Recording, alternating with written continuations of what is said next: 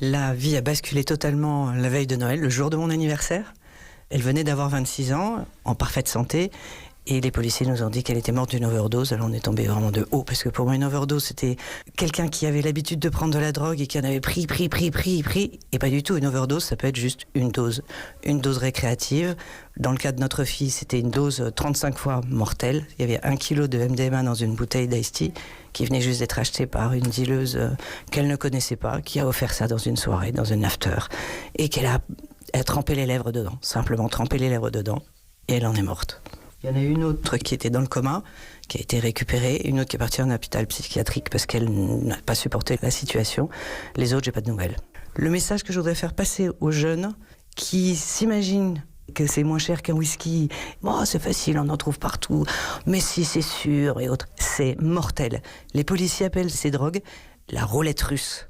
C'est-à-dire que selon une personne, vous pouvez prendre la même dose et une dose sera mortelle pour quelqu'un alors qu'elle ne l'est pas. On se croit invulnérable à ces âges-là, à n'importe quel âge. Il y en a qui meurent à 40 ans ou 50 ans de ce genre d'expérience. On se dit, ça, je vais faire l'expérience.